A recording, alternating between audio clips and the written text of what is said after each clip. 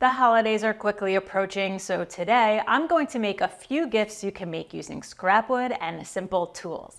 Let's start with this Dowel breadboard that has a pull-out tray for easy cleanup. This doesn't look like a simple project, but I promise it is. The bottom of the base is made up of a board that's at least 2.5 inches wide by about 12 inches long.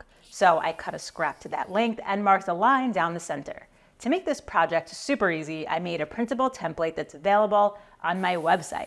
Cut it out and glue it onto the board. Just make sure the center lines of the template are on the center line of the board and you'll be good to go. Mark all the crosshairs with it all and it's time to drill. It's best to use a brad point bit here so the tip of the bit will sink into the awl mark you just made and it won't wander. This is the hardest part of this whole project, drilling straight holes. If you don't feel confident your holes will be straight, use a handheld drilling guide, or better yet, use a drill press if you have one. Now use whatever method you like to split the board in half using the line on the printed template as a guide. Circular saw, jigsaw, or bandsaw would all work well here. If you don't have any of those tools, you can also use 2 separate boards, double stick tape together, drill out the holes, then when you separate them, the results will be the same. I didn't like how wide my boards were, so I trimmed them down a bit, which also got rid of any tear out. The pull-out tray needs to be supported by these pieces. There are 2 ways you can go about doing this. This is the harder way. Make a groove going down the inside center of both pieces. This is actually not hard, I just understand everyone may not have a router table to easily make this groove. If you had a table saw, make this groove in multiple passes or dado blade. If you had neither, skip the groove altogether and just glue on a strip of wood, creating a ledge on the bottom of the piece. For the dowels that will make up the top of the breadboard, I made my own using scrap wood. The holes drilled on the template are 1/2 inch holes, so I'm making 1/2 inch dowels by using a 1/4 inch round over bit on 1/2 inch square pieces. Obviously, you don't need to make your own dowels. 1/2 inch dowels are readily available at every big box store, and you can even find nicer woods like walnut online. But once you make your own dowels and realize how easy it is, I promise you'll never buy them again. Okay, now for the tray. I have this 1/4 inch piece of scrap plywood that will work. Now I just need 1/4 inch spacers to build up the edges on the sides and 1/2 inch edge banding for the front and back of the tray so it fits into the 1/2 inch groove that I made. 2 strips of the 1/2 inch thick material get glued to the front and back of the tray, and 2 strips of 1/4 inch thick material gets glued to both sides of the tray. Super simple, the tray is done. So I can get the final length of all the dowels and cut them slightly oversized, maybe like a 1/16, just to leave room for the tray to be able to slide in and out easily. I do kind of wish I cut them even longer because I decided to use a socket in an impact wrench as a makeshift lathe to sand them. Because they're already the exact size I needed, I had to flip the dowels around to sand both ends, which added a lot of time to this process. It would have been easier and quicker to just sand from one end and cut off that end to the final length. Lesson learned. Anyway, to make sure there'll be a slight gap between the tray and the base, I put some painter's tape on the edges of the tray as I glued the dowels in place. The most important dowels are the front and back ones. So I used CA glue along with wood glue to just get those in position and set up really fast. Then I could remove the tray so no glue squeeze out gets on it and load it up with the rest of the dowels. I considered using a pin nailer to lock all these in position, but cauls and some clamps seemed to work out okay.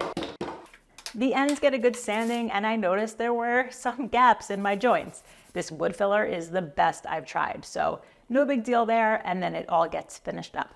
I worried for a second that wiping the finish down between the dowels was going to be difficult, but it wasn't at all, and it's ready to use.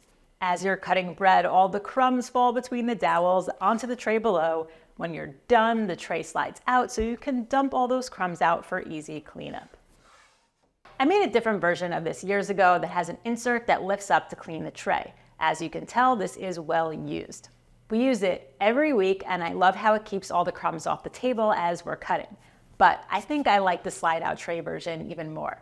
I chose to make it with dowels to keep it simple so you can make it with a drill and minimal tools. But if you have access to a router table, you can make dados on both the pieces and set up holes that will fit square or rectangular stock. That would be really nice too, but I actually really love the look of the dowels and it's a lot easier. All right, Moving on to what I'm calling joinery trivets. This one looks like it's the easiest one, but it's actually the hardest. So we'll start with the easiest one, this hexagon lap joint. First, I'll need scrap in 3 different colors to make the joinery pop: maple, walnut, and sapele. I trim those boards into square stock that I'll then cut into 6 equal pieces at the miter saw using a stop block. The whole fun of these is figuring out how all these pieces will fit together. For hexagons, you need to set your blade to 30 degrees, so I set my bevel gauge using an angle finder, then cut that angle off camera on the end of one of the cutoffs to use as a guide. I line the center of that cutoff with a center mark on one of the pieces to get the positions for where the mating boards will be joined. From those positions, I use the bevel gauge to strike a 30-degree line, then another line to match the width of the material. So each piece will be cut to look like this. When cutting joinery at the table saw, I like to use a flat top grind blade. This leaves the cleanest looking cut in my opinion. You can totally use a miter gauge for something like this, but I prefer to use my sled. I know my fence is perfectly square, so I use the bevel gauge to make an auxiliary fence that's 30 degrees to the blade, and this fence is just held down with double-sided tape. These are technically half-lap joints, so I set the blade height to half the height of the material and double-stick tape a stop block in position so it's making a cut right at the beginning of the joint. The cool thing about this joint and this whole hexagon trivet is that this is the only setup you will need to make it. That's it. Once this fence is in a good position and that stop block is in the right place, that's all you need. Make the initial cut, then remove the rest of the waste. The end of the joint doesn't matter, you'll see, that's going to be cut later on anyway. Next, flip that piece over and cut away the waste from the other face of the board, and each of the 6 pieces is cut the exact same way with the exact same setup, and all 6 of the pieces should be identical parts that slip under each other, creating this perfect half-lapped hexagon. When gluing it all together, make sure to clamp the faces of the joints together and set it off to dry. So I think it actually looks cool like this with a little extra piece hanging out over the edges, but I didn't plan for them to stay like that, so I didn't clean off the glue and it'll just be easier for me to cut them off. I line up each edge with the kerf on my crosscut sled and it's all nice and clean now. When cut off like this, you get to see that Z shape, kind of like a zigzag shape on all the parts, and I think it looks really cool too. A quick sand, some finish, and let's move on to the next one. Again, I want that contrast, so I look for 3 different colors and rip them to the same width at the table saw, then cut them to the same length at the miter saw. This will form a 3-way lap joint. 2 pieces will cross, then a third will cross those 2. Again, the whole point of these is figuring out the puzzle of how they will fit together. First, I'll work on the 2 pieces that will make the X shape. This shape is also going to use 30-degree angles. I make rough marks from the ends of one board to the opposite sides so that when I twist the other board by 30 degrees, I can eyeball that it's centered between those 2 marks and score a line on either side. These 2 boards will just be a simple half-lap joint, so I mark the center of the board and bring down all those lines, so this is what they'll look like when they're cut out. These 2 parts are identical for now. Same setup as before, I use an auxiliary fence, double-side taped to my crosscut sled at 30 degrees using an angle gauge, and set the blade height to half the thickness of the material. I'm not going to set up a stop block here because it's just 2 parts. I can cut on my marked lines, clear out the waste, and then test fit before moving on. The first one fits great, so I cut the second one in the exact same way.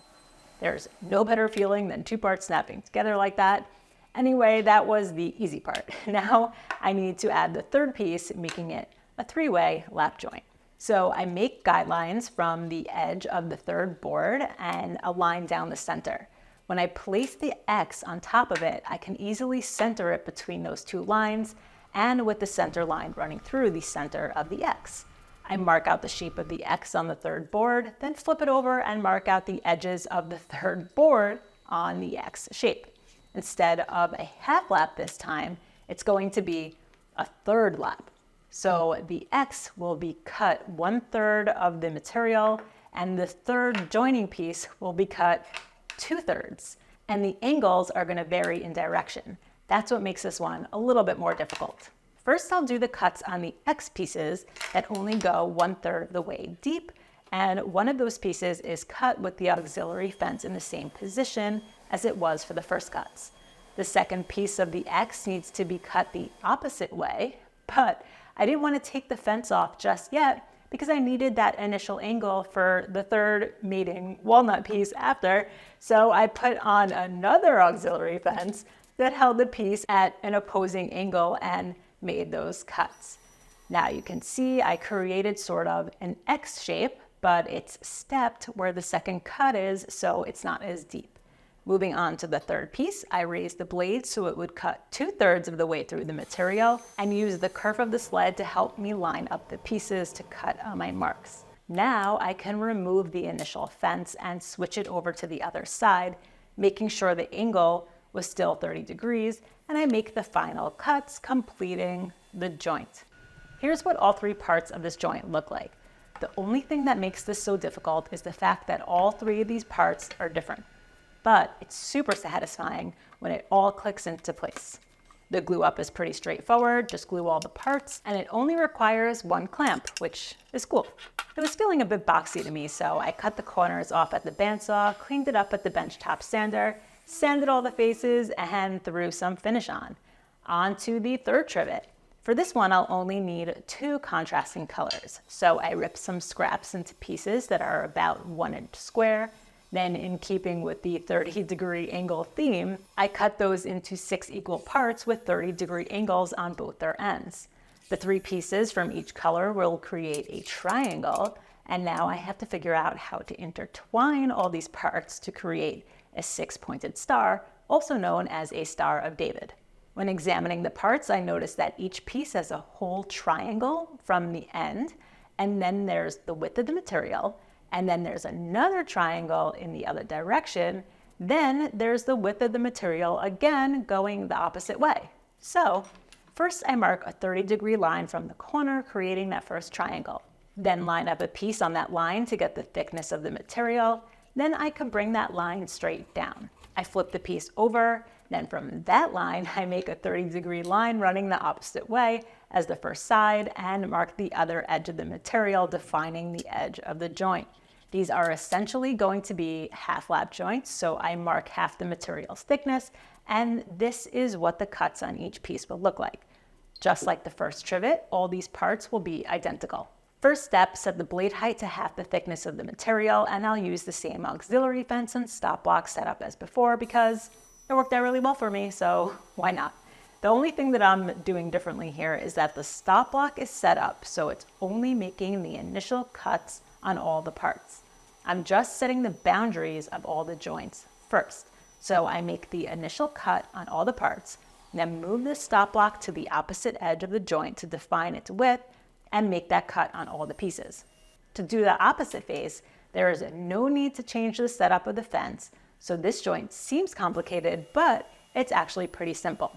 Same thing on this side, just defining the boundaries of the joints on all parts. That's the hard part. Now I simply clear all the waste between all these cuts I just made, and all the parts look like this. It took me a while to figure out how these pieces will go together, but once I got that first one, the rest were easy to figure out. Only problem, this last piece is impossible to get in because the joint goes over and under. Took me a minute to figure out a solution, but I got it. I split the piece at the bandsaw along the joint so I could slide the 2 pieces together and it's ready to be glued up. Before I disassembled it, I marked numbers on all the joining edges so I don't get confused mid-glue up, and it all went together pretty nicely.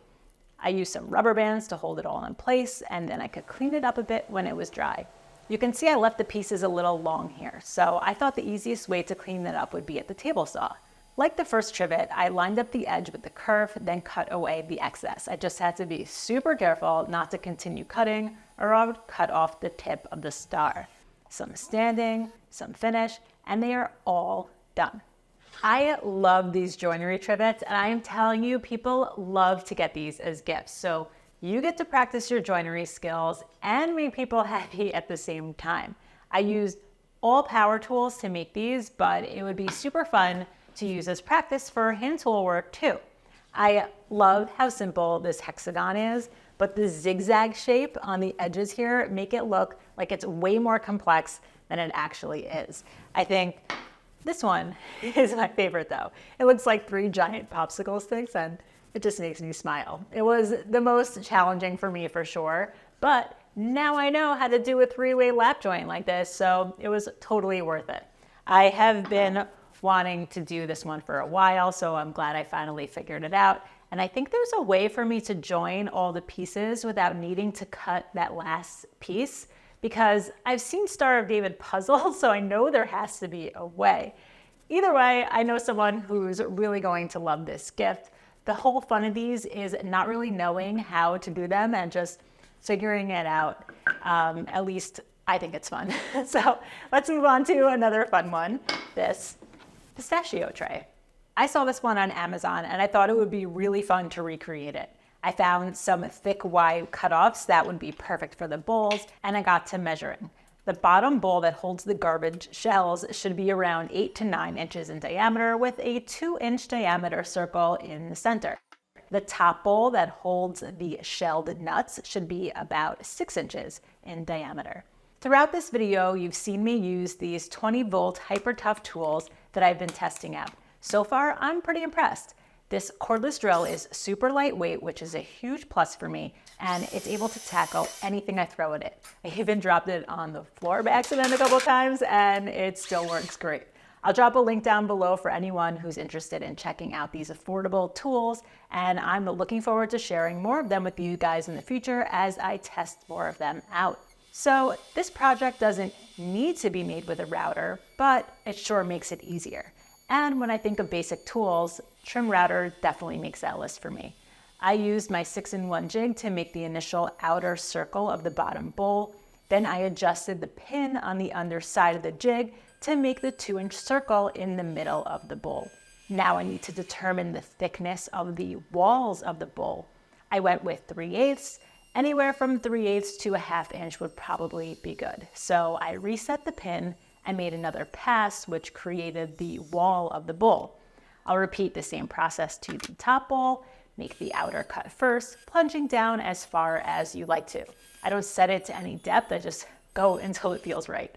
Then mark for the wall thickness and adjust the jig so it cuts the inner wall of the bowl.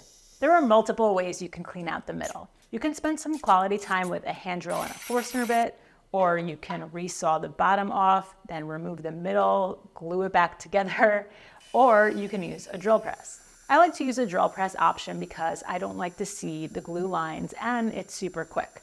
I just drill out a bunch of holes with a depth stop in place and clear out as much material as I can. I'll use a router to clean up the rest, and routers don't like the pointy bits that Forstner bits leave over, so I chisel those off, and I like to do a 2-step process for cleaning this up. First, I just focus on the bulk that's built up around the inside wall. I put a pattern bit in the router and set it so it removes the least amount of material possible. Then I keep lowering the bit until I almost get to the bottom. I don't want to go all the way down just yet. Before moving on, I repeat the same process on the bottom bowl. I remove any leftover wood and all the pointy bits with a chisel, which is really fun. Then I use that same pattern bit to clean up the inside of the wall and also around the 2-inch post I created in the center. Now that I've almost reached the bottom, I can swap out to this monster bowl carving bit. This bit will do 2 things. It will make the bottom of the bowls flat and clean up those divots left over by the tip of the Forstner bit. It will also round off the inner bottom corner of the bowls, so it's a really nice, smooth look. I just keep lowering the bit very, very teeny tiny amounts each time, and I stop when all the divots from the Forstner bit have disappeared. Now just repeat the process on the top bowl. I feel like this process is just really cool. Even if you're not going to make this pistachio tray, this is just a cool way to make bowls in general. I waited to cut the outside shape so my router had something stable to rest on when I was making all those cuts. So now that it's all cleaned up, I can cut away the bowl at the bandsaw. Jigsaw would work too. You don't need a flush trim bit. A sander would clean up this cut, but flush trim bits are cool. And I also rounded off the bottom edges with a round over bit. The post I made in the center of the bottom bowl was 2 inches to match a 2-inch Forstner bit that I have, and now they snap together. So fun. I still had a lot of sanding and cleanup work to do on the bowls, but they cleaned up pretty nicely, and I thought it would be cool to utilize that hole I drilled when cutting out the circle to place a magnet. But I didn't have any magnets that were 1/4 inch. So I plugged up the hole with a dowel so I can mark the center again and re-drill to the size I needed. Then I set a magnet in place with CA glue. I repeated the same process on the top bowl and slathered on some finish. I went with regular cutting board oil on the top bowl, but then I thought it would be really cool if the bottom one was a different color. So I used Osmo oil in the natural color so the wood stays light and natural. This bottom bowl is for the garbage shells anyway, so it didn't need to be a food safe finish. Although, I think this one is probably food safe when fully cured. I know this one is kind of out there, but I love this. I love this idea so much that I decided to 3D print one as well. My son had some friends over the other day and I just placed it next to them while they were playing a game and there was no mess. Awesome. Even more awesome, they were eating a healthy snack instead of noshing on junk. I used solid pieces of wood to make these, but I think that they would be really cool if you glued up small strips of scrap to make them too. I also really like that I did the 2 different colors here. I really like the look of these together. And if you're interested in the 3D print file, I'm gonna have this available on my website if you wanna print something too. So fun. All right, moving on to another fun one and a really easy one, this napkin holder with salt and pepper shakers. For this one, I'll need 3 thin pieces of wood around 1/2 inch thick, and I'll cut them to be 6 inches square at the miter saw. Pretty simple, the pieces will sit like this. But I wanted to jazz it up a bit, so I made a template from 1/4 inch MDF that has rounded corners. I cut the corners off of the bandsaw and cleaned them up with the benchtop sander until it looked good to me. Then I traced out those curves on 2 of the pieces and knocked off those corners, staying away from my line. I was only going to do these one at a time. Then I realized they're only 1/2 inch thick, so I can double stick tape them together and do both at the same time. So I put the template on both parts and made all 4 corners perfect in a matter of seconds with a flush trim bit and a router. A template is obviously a little overkill for this simple project, but I love templates. And now I guess I have this template if I ever want to make more of these. The bottom piece of the holder will also hold the salt and pepper shakers that will be made from 2-inch dowels. So I drilled 2 very shallow 2-inch holes on that piece and also decided to round off the corners off camera. I thought about making a dado or sliding dovetails to connect all these parts, but I was really trying to keep it as simple as possible. So glue and pin nails were just fine. Okay, maybe let's add some screws, just in case. I countersunk some holes, then locked all the parts together with screws. Now for the salt and pepper shakers. This isn't technically scrap, it's a dowel I ordered for a project that I never used, but I totally could have made 2-inch dowels from scrap because I have a 1-inch Forstner bit. I cut these to around 4 inches long and marked the center on both of them to prepare for drilling out the hole. I drilled as deep as my Forstner bit would allow at the drill press, and I was worried at first that these holes would be a little too shallow. Then I remembered I have this bit extender that allows me to drill even deeper. So using the depth stop, I left around a 1/4 inch material left on the top, and now I have to figure out the plug situation. I ordered these salt shaker replacement plugs on Amazon, but as you can see, the hole is too big, so I made another dowel that was the same size as the hole I drilled out, then cut off 2 little discs that I could drill the correct size hole into. These get glued in place, making sure they're set deep enough that the plastic plug won't protrude out the bottom. And then I drilled some holes in the top. Typically, salt has fewer holes, so I did 3 for the salt and 5 for the pepper. Anywhere from a 16th or 3/32 bit should be totally fine here. Some final sanding and some finish, and it's done. I love how simple this is, and I also love how it looks. So much so that I once again decided to 3D print one. These salt and pepper shakers have a twist-on cap, which is super fun. When closed, it's basically seamless. I think these look really cool, and it was a really fun challenge to design the threads in here. It's also cool if you want to mix and match. So make a wooden holder and put the 3D printed salt and pepper shakers there. You could do different colors.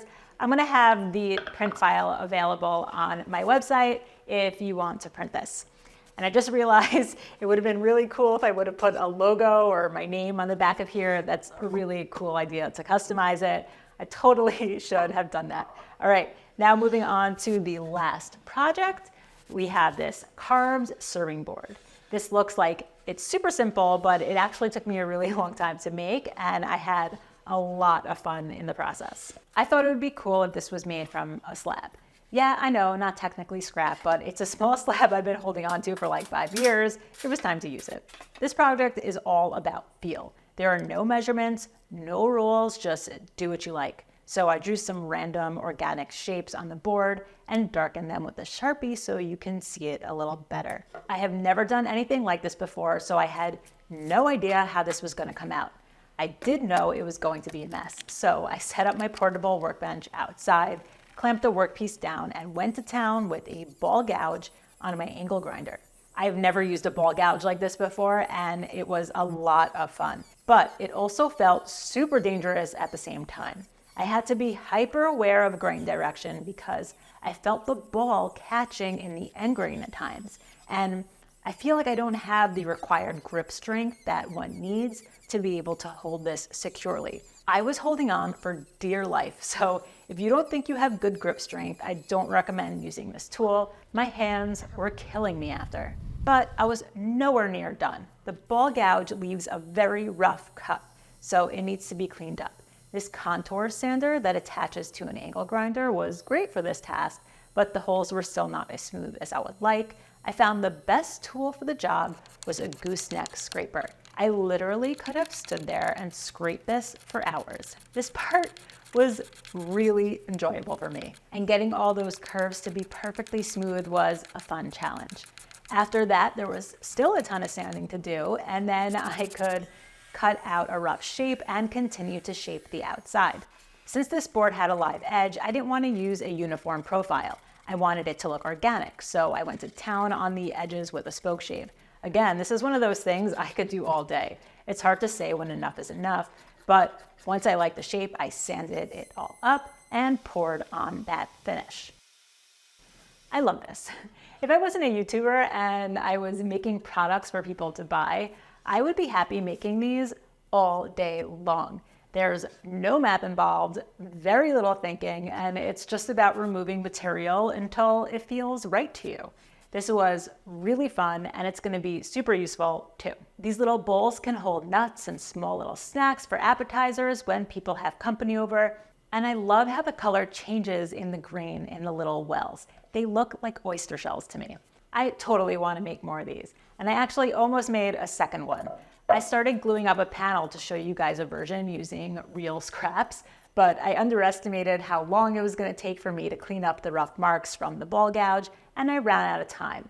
I would love to see a version of this made from a glued up panel like this. I actually would love to see a version of any of these things that I've made. So I hope you guys like them enough to want to try making them this year as gifts. Let me know which one's your favorite. I know which one I'm going to be keeping for myself. That's it for this one. Thanks so much for watching, and I'll see you on the next one. Hi, good, how are you? Hello. Hello, how are you? How are you? Good, good. Great. Oh, nice. Thank you. You're welcome.